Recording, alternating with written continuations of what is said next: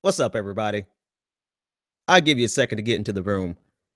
I'm a little frustrated. All this goddamn technology on my computer, and this shit is freezing. Anyway, welcome.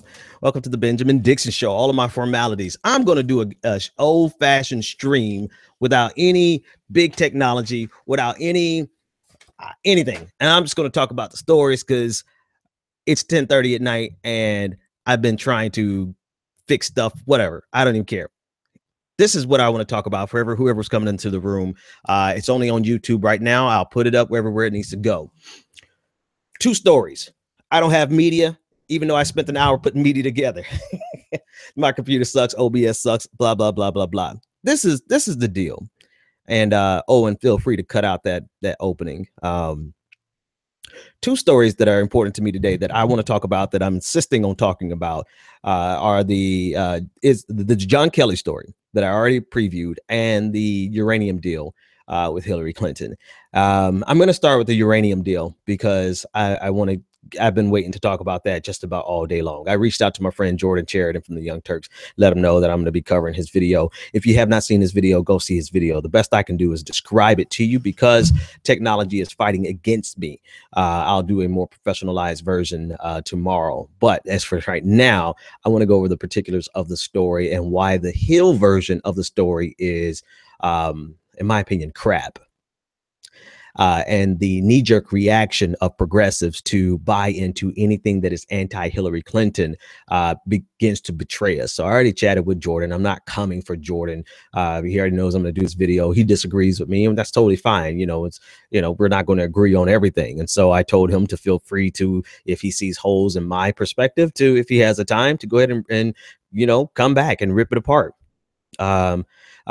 Jimmy Dore also did a version of this story. Everybody's covering the story. And what's disappointing to me about it is that very few people are actually digging underneath the article in The Hill. First of all, thehill.com is not the most prestigious outlet in the world, which doesn't make a big hill of difference to me, right? But because if you're going to question the veracity of Washington Post, New York Times, the big people who everybody assumes is always right, even though they're not. If you have enough foresight and enough journalistic curiosity to question the validity of what you read in those outlets, why would you not question what you read in The Hill? The Hill is not more prestigious, or The Hill basically is a regurgitation website. The Hill is basically a regurgitation website, and they're not known for their hitting pieces. Not that that gives me any reason to think that they're lying, but I will treat them the same way I treat any other article. And that's what bothers me a little bit about this the most, is that when we approach the Trump-Russia allegations, most of us in the progressive circles, we approach it as skeptics. We approach it as, I'm going to take it with a grain of salt until I see some evidence. And that's the way that we should do it, right? I think chief amongst them, to the point of frustrating some friends, that I was not going to buy into the Russian narrative until I saw something concrete. The most concrete thing that I've seen with my own eyes are the emails from Don Jr., who's a complete idiot, and the fact that he was disclosing that they wanted meetings to get information from Russian officials about Hillary Clinton. That's evidence. That's evidence. Does it constitute collusion? That's a legal decision, right? But everyone in the progressive circles, we were stubborn and meticulous about what we accepted and what we did not accept from the media. Bottom line, that's exact, and that's the way it should be, right?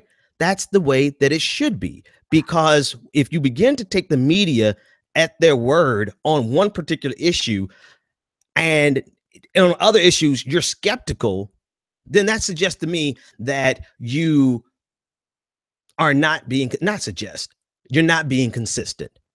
And let me stop mincing words and being nice about it. If you can be critical in your thinking process and I'm going to get past all the opening overtures. All right, I'm going to get to the meat of why I think it's wrong.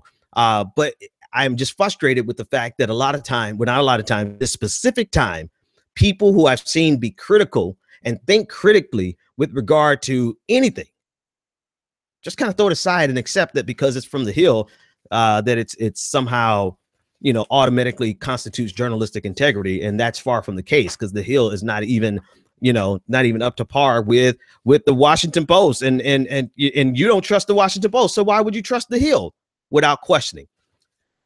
All right. So here, I'm going to give one last caveat. There's two different things happening here. In the Hill story, they're talking about two different things, one of which I completely reject because they did not prove their case. The other, I have no reason to reject because it's to the point of, can you prove quid pro quo? You can never prove quid pro quo. And this is what I'm saying. I'm not defending Hillary Clinton or the Clinton Foundation for receiving about $145 million from people directly connected to the Uranium One deal. Now, everybody can say, well, you can't prove quid pro quo. Well, you can't, because they're smart enough not to say, I'm accepting these donations in the future for some work that we're getting ready to do now. Now, we could go into some details. The Uranium One is the company in which a couple of companies that are involved in this, but Uranium One was the deal there was a company that was getting 20% of their shares bought out by a Russia state-owned nuclear energy company, and it had to get approved by a commission that consisted of 9 heads of state, not heads of state, but heads of cabinets, including the Secretary of State. And the Secretary of State, those 9 people, they had the ability to approve of a deal. But if a deal ever needed to be rescinded or denied, it had to be denied from the president. Hillary Clinton was one of those members. Here's the thing. Here's the only thing that I want to say about the Uranium One deal that I have that gives me pause. The only thing that gives me pause in terms of whether or not it's quid pro quo, I'm not going to defend her on that issue, because here's my thing. If you plan on running for president, and you've been an attorney, what's it, Harvard, Yale, or Stanford? I forgot which school she went to, right? She's a trained attorney. Her husband has been president. You know full damn well that the very appearance of quid pro quo is enough to sink your campaign. And to me, the fact that they did not care about the very appearance of quid pro quo signifies the overconfidence and the arrogance of the Clintons. And so whether or not it was genuinely quid pro quo doesn't even matter to me. They should have been smart enough, if they are, maybe they were too smart. Maybe they figured that they could work their way around it, or maybe they just didn't care. So that's their fault. I have no interest whatsoever in defending them, because people say, oh, the deal wasn't approved by Hillary Clinton. Hillary Clinton was a Secretary of State, and it was an undersecretary who actually served on the commission to approve it. And this type of issue never really even reached to the level of Hillary Clinton. That's besides the point. If Hillary Clinton and Bill Clinton saw that what he was about to receive from the 2 donors, I have the names in here somewhere. There's a lot of names in here, from those 2 donors that totaled up to hundreds of like $145 million. If they weren't smart enough to see that that was going to cause her a problem when she ran for president, then they were either ignorant or overly confident, and that's their fault. So I'm putting the entire Uranium One argument to the side, because the Hill article actually covers 2 different things. The Uranium One deal that gives the appearance of quid pro quo, if not outright quid pro quo, tossing that to the side, because again, it doesn't matter.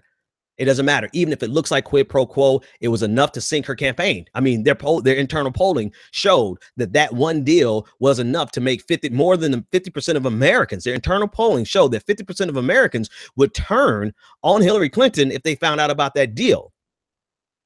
So whether or not it's pay for play,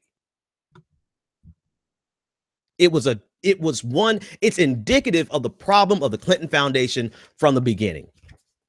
That they either did not care, or they thought they were smart enough to work around. That's their problem. The Hill goes into a whole different arena of accusations that hinges on unnamed sources. It hinges on the testimonies of people who they do not name, and the crux of their story, of these new accusations, which make all the world of a difference, hinge on here. I'm going to get this particular paragraph. The particular paragraph, it says this. The case also made no mention of any connection to the influence peddling conversations the FBI undercover informant witnessed about the Russian nuclear officials trying to ingratiate themselves with the Clintons, even though agents had gathered documents showing transmission of millions of dollars from Russia's nuclear aid industry to an American entity that had provided assistance to Bill Clinton's foundation, sources confirmed to The Hill. It completely hinges on unnamed sources in the most important places. Now, they dropped some names. They dropped a couple of images of FBI documents, but in their core accusation, it's an unnamed source. And isn't that the exact same thing that we reject with the Donald Trump story? So here's their overall assertion. There's one man involved in this more so than anyone else. It's Vadim McKierans. Maybe I am probably pronouncing his name wrong. He was a CEO of a subsidiary of the Russian conglomerate, the state nuclear energy company that bought 20% of Uranium One. Vadim McKierans. He's the core of the Hill story. And what the Hill is asserting is that Vadim McKierans had a case before the Justice Department, and that case was under wraps. Intentionally kept under wraps, intentionally, as to not sink the Uranium One deal that was being brokered allegedly by Bill Clinton through Hillary Clinton, who was one of 9 votes on the Committee on Foreign Investment in the United States, CFIUS. That's their assertion.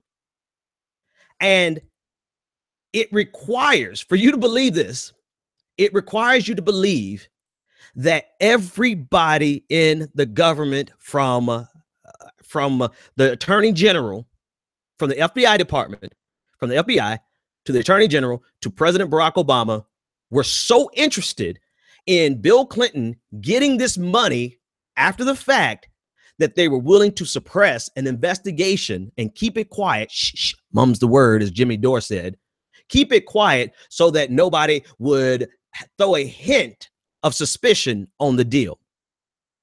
Never mind the fact that there are 8 other agencies that serve on this committee. Never mind the fact that any of those 8 agencies could have thrown a red flag. Never mind the fact that those agencies had information, confidential information, and access to information. But they're saying that this deal was so important to Bill Clinton that he got the President of the United States, Barack Obama, Attorney General Eric Holder, along with everybody else who touched this case, to keep it all on the hush. Why? Because according to Jimmy Dore, they all wanted to get rich. The Hill doesn't prove this. The Hill takes an investigation that was not even concurrent, an investigation that started before Barack Obama became president, an investigation that started before Hillary Clinton became Secretary of State, an investigation that really, the crux of the criminality in this investigation goes back to the fall of the Soviet Union in 1992, when Vadim McKierans began to not traffic, but he began to be in charge of transporting used uranium across the United States. And what he's been found guilty of and had been sentenced to 4 years in prison, he was found guilty of getting kickbacks in order to offer no bid contracts, getting contracts, standard corruption with the company. I have the name of the company in here somewhere, but it's an American company that he received $2 million worth of kickbacks. Now, this investigation was going on not even simultaneously. This is the smoke and daggers that the Hill actually engaged in, because the investigation occurred. Majority of it started long before Hillary Clinton and Barack Obama got into office. But because you know what it is? Before I get back to any more of the details, you know what it is? The story by itself is a story that's going to get maybe 1,000 hits. I read the original story in the Moscow Times, and it gave the most accurate description, or at least precise, not accurate, but precise in their language, description of what Vadim McKierans was actually accused of, how much time that he was going to potentially serve, how much money he got out of the deal. And of course, the Russian spin on it was that this was all just the United States propaganda trying to undermine Vladimir Putin and the Russian Federation. That was the Russian time. But that article, without the salaciousness, was going to get, I don't know, 1,000 hits. But if you tie it to this Uranium One deal, which they have no direct connection, and I think this is the biggest thing. There is no direct connection between the accusation that the Hill is making and the Uranium One deal. The Uranium One deal is a big deal. The Uranium One deal by itself was enough to sink Hillary Clinton's election. She's not president of the United States right now. So the Uranium One deal is a big deal, but the Hill had to go one step further. And now I think they had like 150,000 hits on this article because they connected two stories that they did not prove had any connection. The only connection that they said, the only connection that they made is in a paragraph, that the entire paragraph is something that sources confirmed to the Hill. They named everything else that they could, except this one.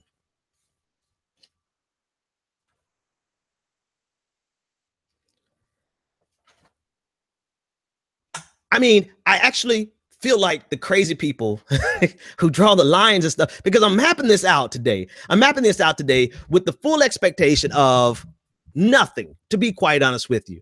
When I cracked this open and I started reading it, I'm like, let's see what this is about. And then I started seeing videos come out from people like, oh, this proves collusion. This doesn't prove any goddamn collusion. This doesn't prove it. It proves this Hill article proves nothing new. It proves nothing new. The Uranium One deal, which most of us have known about at least since 2015, as early back as 2014, when people started getting wind of it, the Uranium One deal does not prove quid pro quo, but I don't care if it proves quid pro quo or not. It shows you that the Clintons were either too careless, too ignorant, or too arrogant to realize that this was a problem. So can we agree? Let's agree on one, that the Uranium One deal, even if it couldn't prove quid pro quo, I think we can all agree that that was a Clinton's problem of their own making. And it was enough to sink her campaign. And what the Hill, and the only reason I came, you know what, here's the only reason. I'm going to be honest with you. I didn't give a shit about this story. The only reason I give a shit about the story is because Donald Trump tweeted it out this morning. And I'm like, this dude is so desperate to change the narrative from anything else, that he's I mean, of course he has no problem dealing in conspiracy theories. Of course not. And I don't consider this, let me take that word back. I don't consider this to be a conspiracy theory. I consider this to be yellow journalism. This is yellow journalism, and I'm disappointed that that investigative journalists, not just Jordan, a couple of other people, didn't catch it. I had no expectation of Jimmy Dore to catch it, because this is right up his fucking alley. He loves this. This is it's collusion. Mum's the word. So FBI uncovered Russian bribery before Obama administration approved a controversial nuclear deal with Moscow. Here's FBI uncovered Russian bribery before. This opening sentence is so loaded. The title is so loaded, because you know what they might as well have said? The USSR, the Soviet Union, collapsed before Obama administration approved controversial nuclear deal with Moscow, because the corruption goes back to 1992.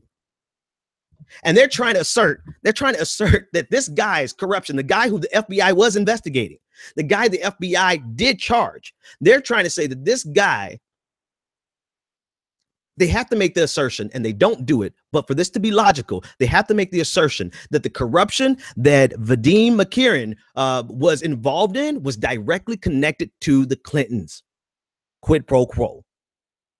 You have to make that assertion for these two stories to connect. Otherwise, these are two stories running parallel with each other. One started long before before Barack Obama was even thought of in terms of the presidency back in 1992. One started that far back.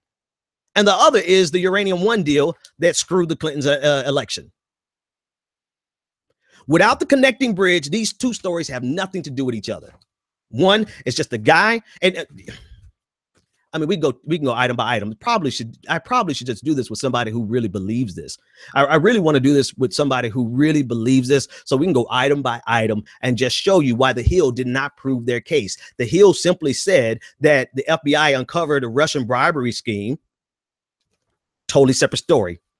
Before Obama approved a controversial nuclear deal with Moscow, a totally different story. And they did not prove their case. At the time I printed this, yeah, I'm old school. I had to mark it up. I printed it as 119,000 shares. If you connect those two, get Julian Assange to share it and get Donald Trump to share it, you can get your million clicks. All right, a couple other assertions that you have to make for this article to be true. And again, I'm quite sure that somebody's going to say Ben doesn't believe in the uranium. I don't want who the hell cares what I believe? It's irrelevant what I believe. Is what's relevant is what they can prove, or what are the political implications of what has been done. Who cares what I believe? And I think that's a starting point that a lot of people make mistakes on. They have a statement of belief that anything that has Hillary Clinton and corruption in is automatically true, even if it requires the president of the United States, who got nothing. According to this own article, they never documented what the president of the United States got, Barack Obama. What did President Obama get out of this? What did Eric Holder get out of this? Because Eric Holder would have had to be in on this too. What did he get out of this? The article doesn't outline that. The only person who would have gotten something out of this would have been Bill Clinton and the Clinton Foundation and Hillary Clinton, but they didn't even make the connection between Vadim, McCarran, and the Clinton Foundation. They only have one line in here, and it's sources confirmed to the Hill. And if you reject that notion when you read something about Donald Trump and the Russia gate, then how can you accept that technique in this case and say that it doesn't prove anything? It proves your confirmation bias. And I mean, 9 times out of 10, I was going to ignore this story. I was, which I actually made me break out the printer paper and red ink and treat this like I'm grading papers. So what has been done over and over and over again, you can call in 857-600-0518. What has been done over and over and over again in this case has been people take this headline, and they take this headline, which implicates Barack Obama, Eric Holder,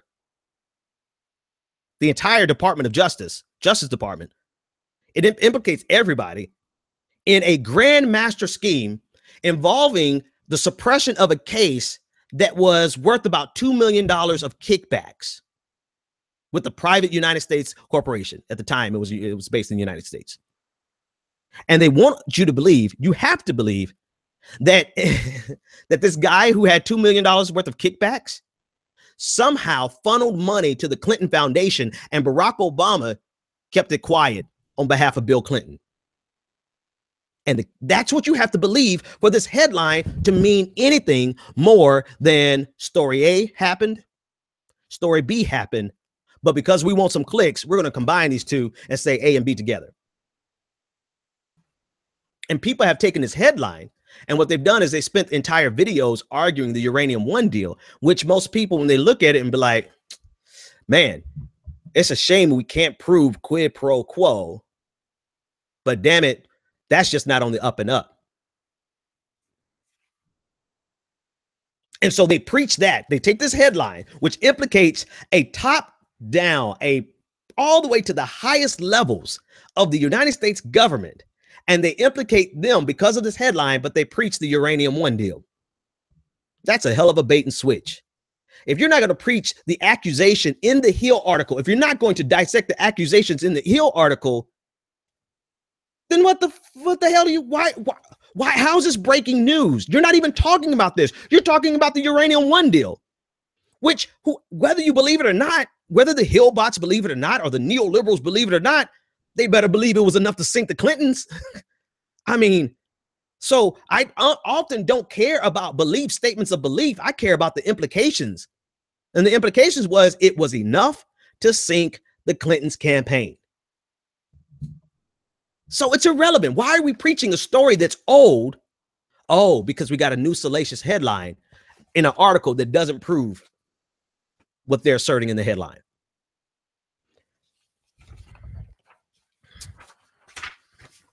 All right, this is going to be one rare night where I actually read stuff that I wrote down because I don't want to forget anything. So the assertion is that Vadim, I already said this, but I'm gonna read this again. The assertion is that Vadim McCarran's case before the Justice Department was kept under wraps by Eric Holder and Barack Obama as to not sink the Uranium One deal, allegedly being brokered by Bill Clinton through Hillary Clinton's one of 9 votes on the Committee on Foreign Investments in the United States, CFIUS. And I only say allegedly because you can't prove quid pro quo unless they're just complete idiots. And again, I don't care the implications. It sunk them. All right.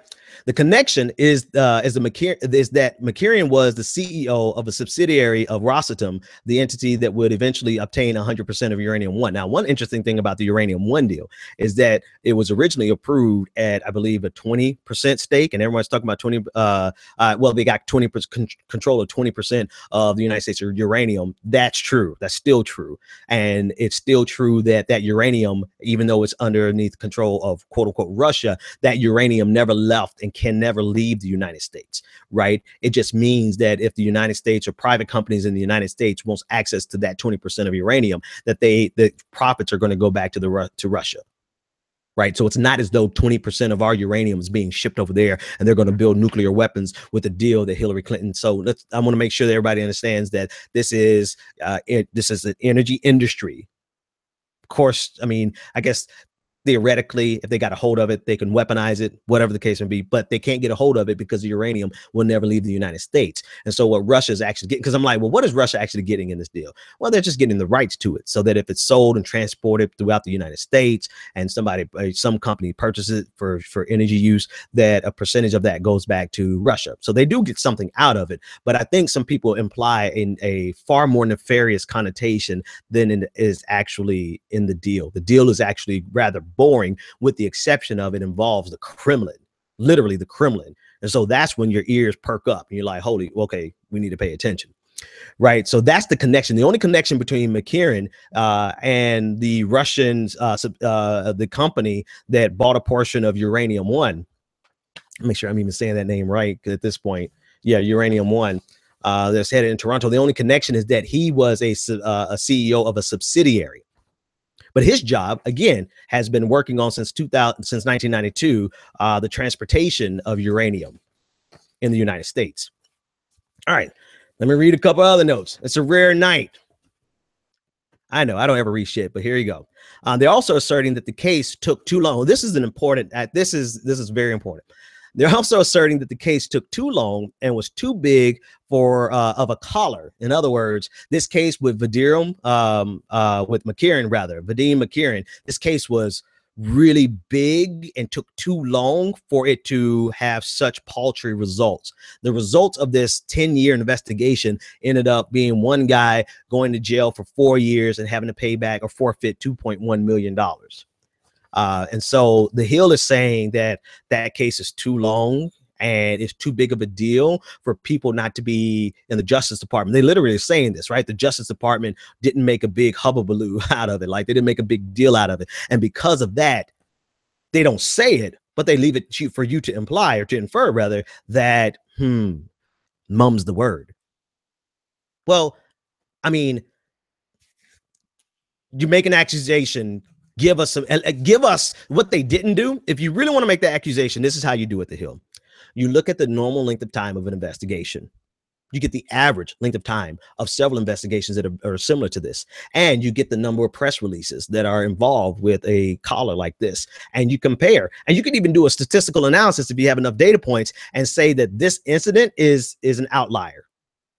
But they didn't do that, because they just would rather use yellow journalism and infer that, or imply rather, that you didn't promote this because everybody from Barack Obama down to Eric Holder, down to the agents who were investigating this, wanted to keep this on the hush so that Bill Clinton at some future date could get his hands on a donation to the Clinton Foundation.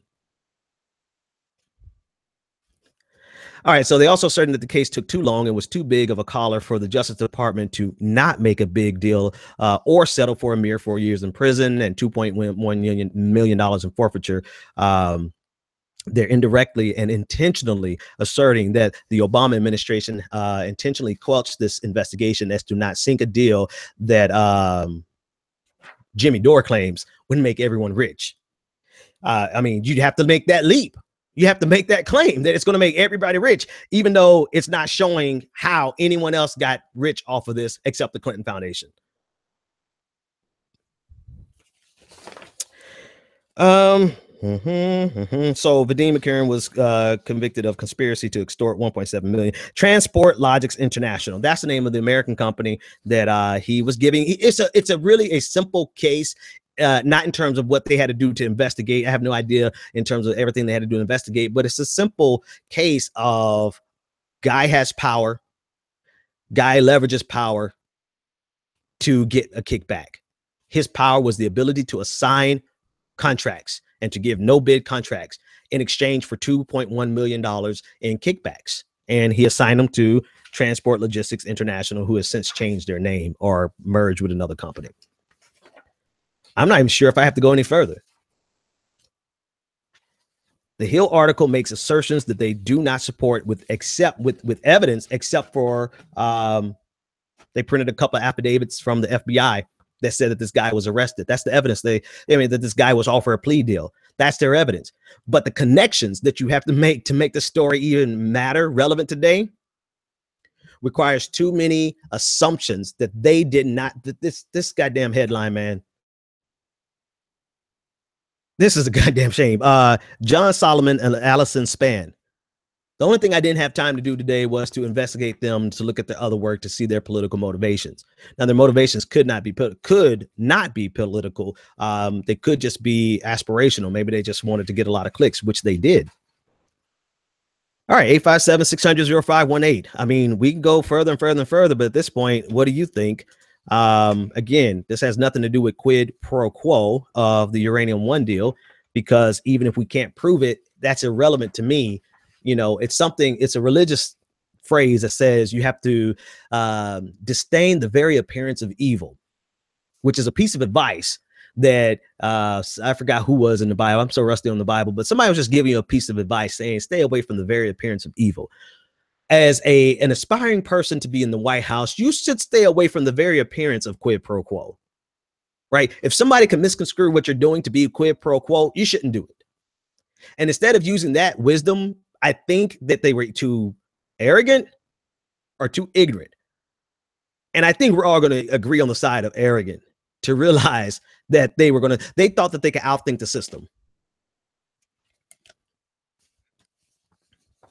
And the problem is, here's the thing. Here's the main thing that bothered me about Jordan's piece, is that he's like, the media is going to ignore it. Well, I mean, no, the media didn't. The New York Times published it, the stuff that actually has substance. They published it back in 2014. The Washington Post covered it back in 2016. I mean, Donald Trump was tweeting about it back in 2015. So the media didn't cover it, but what the media isn't covering, and they shouldn't cover, and I'm kind of mad I wasted my time on it, is this crap article from The Hill that does not prove a single assertion with evidence outside of sources that are unnamed. There's a line here that was cute. Like, they were unnamed because for fear of retribution from the Russian government. And not that it's untrue. I'm just like, really, Sway. And here's the problem, is that if we are going to be critical and analyze these things critically, and we're going to reject unnamed sources in case A, then you have to reject them in case B. That's just what it is. We have rejected story after story after story in the Russia collusion scandal. We've rejected it because they did not provide us any sources that we could verify. Everything has been an unnamed source. So if we're going to reject it in that case, why would we not reject it here? You know why? Because people want this story. This story is what people wanted. It confirmed their biases. It forwarded their narrative, and they just ran headlong with it. But yet there's not a single thing in this article that actually connects the FBI investigation into criminality that reached back as far as 1992, when he started being a criminal. You know, he started, you know, allegedly he began getting the kickbacks as early as 1992. The FBI picked up on it over a decade later, and then started a long investigation that lasted years, right? Years. And it started before Barack Obama became president, before Hillary Clinton lost. You also, there's one other assertion that's in here. One other possibility. They're not asserting this. I'm not going to lie to them. They're not asserting this. The fact that this investigation started before Hillary Clinton lost doesn't necessarily mean that they couldn't be connected, because there's the assumption that Hillary Clinton was going to win, right? And so the assumption that Hillary Clinton was going to win could give way to the story to actually be true, except they don't prove their case. All right. I hope you guys, the ones of you who are listening, I hope you had some inclination as far as a story. Otherwise, you're like, what the hell has Ben talking about? What is going on? 857-600-0518. I mean, actually, you know what? I don't even know if I have my phones on. I'm keep calling the number. But if you want to join the conversation, call in. We're going to talk about John Kelly next. I'm just going over the notes again, see if anything else. That was it. That was it. I don't know if I could draw a comparison. I don't know if I could draw a comparison, but it really are, they are really two separate stories that the Hill tried to connect based on something that they didn't prove, something that they unnamed sources for one, and the sheer association, right? The sheer association that the guy who got arrested and spent time, if not still in jail for kickbacks, was the CEO of a subsidiary of the parent company that actually bought out 20%, then ended up being 100% of Uranium One. That's, to me, that's the real story. The real story is the expectation of CFIUS, the Committee on Foreign Direct Investment, Foreign Investment in the United States. The expectation originally was for this company to never get more than 51% of Uranium One, and they ended up getting 100% of Uranium One by 2013. To me, that's a real story that they should probably investigate it, but it wouldn't have gotten as many clicks as this headline. All right.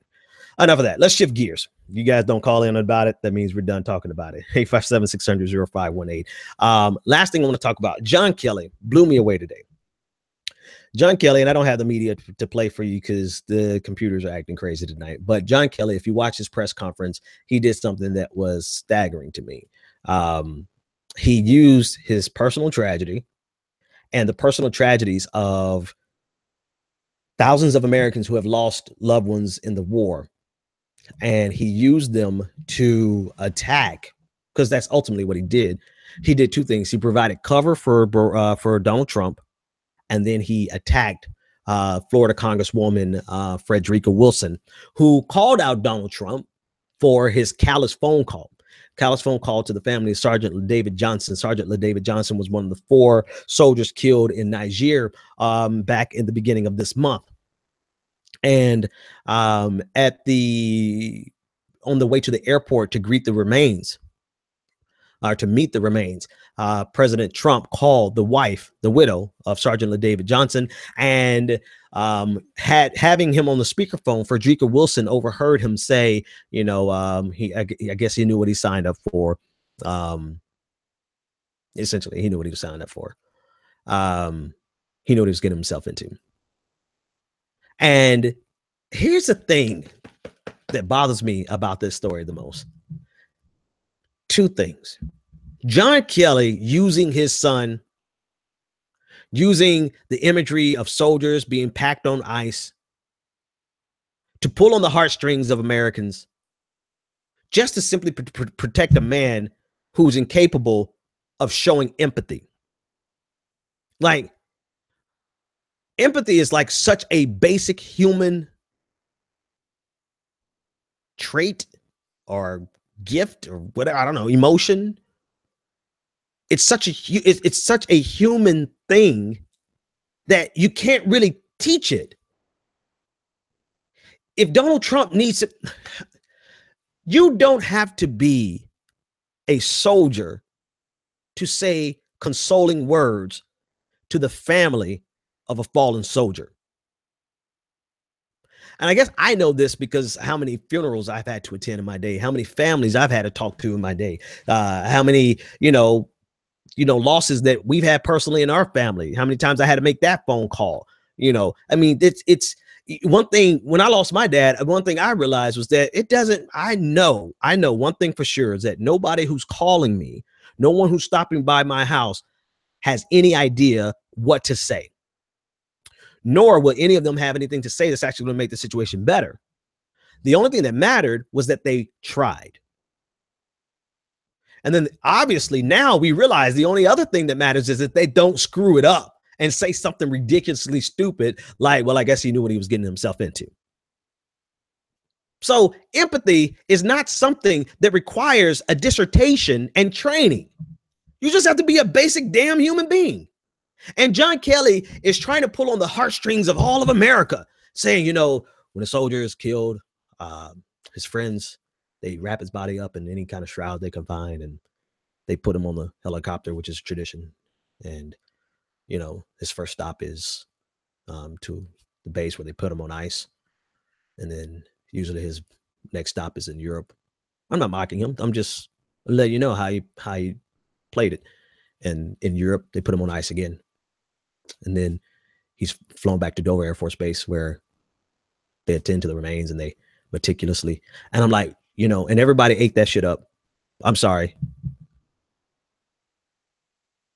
Why are you using that pain that so many American families have had to go through to cover for a child who does not know how to simply say,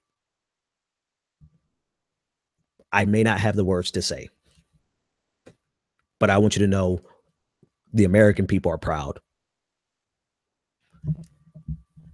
Even if, you could freestyle this, Donald Trump. You could freestyle it, right? You could Google, or you can go online and Google, what did Abraham Lincoln say? Matter of fact, let's do that right now. How long would it have taken to Google? I'm going to do it right on my phone. How long would it have taken Abraham Lincoln words of condolences? Let's see how long it would have taken Donald Trump. Abraham Lincoln's condolences in times of grief. First pop-up. Let's pull it up. How long are we? We're not even 60 seconds in. I just have slow connection tonight. Let's pull it up and see how long would it. He wrote, I am now the most miserable man living the cheerful face of earth. Whether I shall ever be better, I cannot tell. I awfully forebode shall not. To remain as I am is impossible. You don't want to read that because it's just too poetic. But, letter to Mrs. Bigsby. So the first one, okay, so he would have had to swipe twice. The first one wasn't the one. You want the second one. And here it is. Dear Madam, I have been shown the files of the War Department as a statement of the Adjutant General of Massachusetts that you are the mother of 5 sons who have died gloriously in the field of battle. You could have edited that. Dear ma'am, I've been informed by our Justice Department that your husband, Sergeant David Johnson, was killed on the glorious field of battle. You updated the language. I feel how weak and fruitless must be any words of mine which should attempt to beguile you from the grief of a loss so overwhelming, but I cannot refrain from tendering to you. God, my second search, even if he did not know what to say, I guess I feel silly because, of course, Donald Trump is not going to be concerned enough to actually, he didn't even have to Google it. He honestly could have been like, I saw that one movie one time, Saving Private Ryan, and the president said there was a really good line in that I want to bring. Can you bring me the actual goddamn letter from Abraham Lincoln? Not the Googled version, but bring me the actual damn letter from the archives. This is the most uncurious man I've ever seen in my life.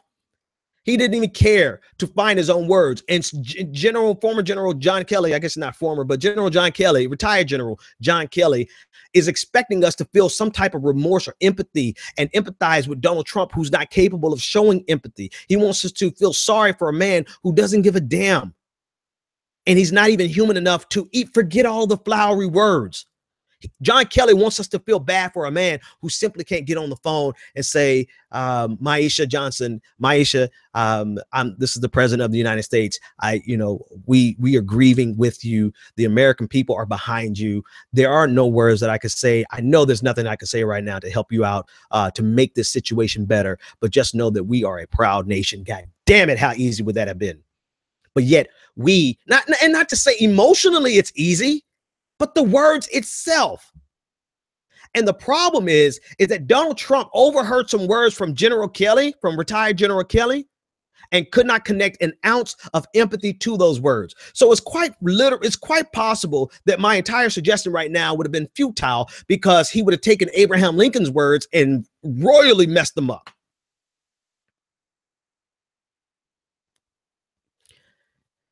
That's part one.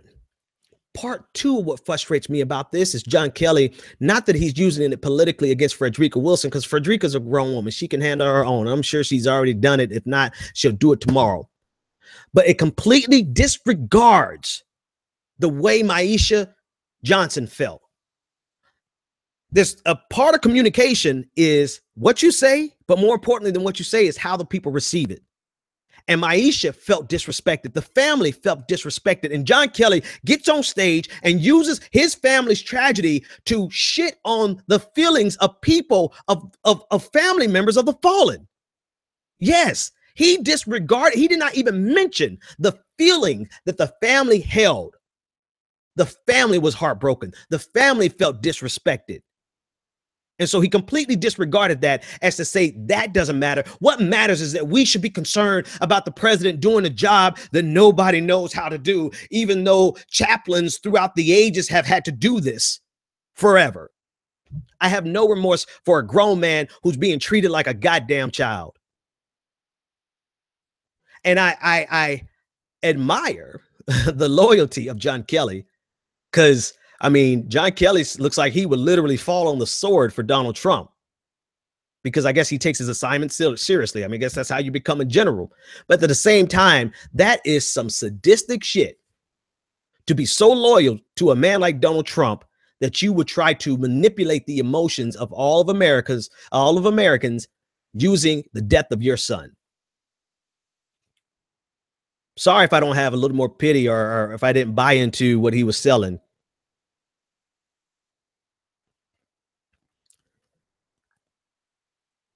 I couldn't buy into what he was selling, because it required us to completely ignore how Maisha Johnson felt. And please tell me, pray tell me, what's more important, the fact that this was so hard for President Trump, or the fact that the widow of Sergeant LaDavid Johnson got off the phone and said he didn't even remember his name?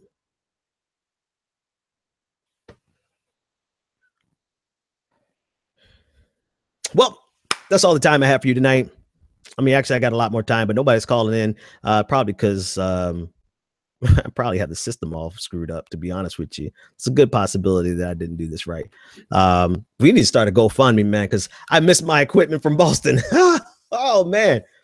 Oh, loading up media, all that stuff was great. I mean, don't get me wrong, we do great stuff during the day. I mean, I know it's a good show. We got good content, everything else, but I'm just so used to switching back and forth with all good stuff. And I know during the daytime we have all the lights, camera, and action. And normally at night I do want to just talk to you, but on nights like this where I want to present media, it's very important that I present media. I couldn't do it, but hopefully I gave you a convincing enough narrative for you to understand exactly where I'm coming from.